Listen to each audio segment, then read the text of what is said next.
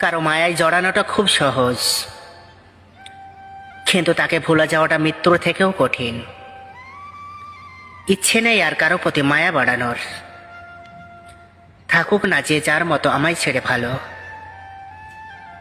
পৃথিবীর সবচেয়ে বড় দুটি ভুল হচ্ছে, প্রথম কারো সাথে রাত জাগা অভ্যেস করে ফেলা,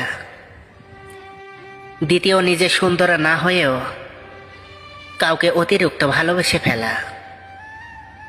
পৃথিবীর সবচেয়ে অসহায় হলো সেই মানুষ যে নিজের রাগ, অভিমান, কষ্ট কাউকে দেখাতে পারে না।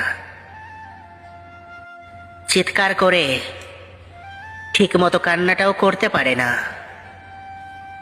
শুধু চোখের জল লুকিয়ে হাসে। হাসি দিয়ে হয়তো সবকিছু প্রকাশ করা যায় না, কিন্তু অনেক কিছু আড়াল করা যায়। যদি কমে যায় কথাবার্তা আর গল্প, তবে বুঝে নিও সে ঠিকই পেয়ে গেছে তোমার বিকল্প। অতিরিক্ত সহজ সরল হতে যেও না, এই স্বার্থপর সমাজ তোমাকে ঠকিয়ে দেবে।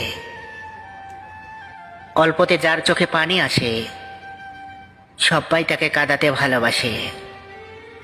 কাঁদতে নয়, হাসতে শেখো। মানুষ তোমাকে কাঁদতে সাহায্য করবে, হাসতে নয়। মানুষের জীবন থেকে গল্প সাজানো হয়, কিন্তু গল্পর মতো করে কখনো সাজানো হয় না। সব কথার জবাব দিতে নেই,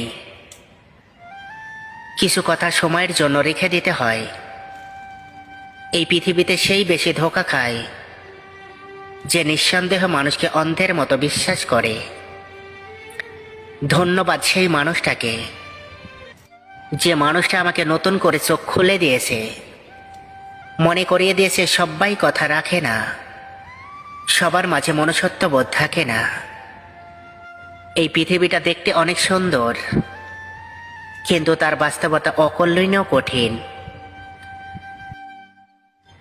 দূরত্ব বাড়িয়েছো ভালো থাকবে বলে, জানো আমার না খুব জানতে ইচ্ছে করে, যেখানে থাকো সেখানে কি আসলে ভালো থাকা মেলে? মৃত্যু শব্দটা কারো কাছে ভয়ঙ্কর, আবার কারো কাছে মুক্তির উপায়। তোমাকে যতটুকু ভালোবেসেছি, ততটুকু নিজেকে কখনো ভালোবাসিনি।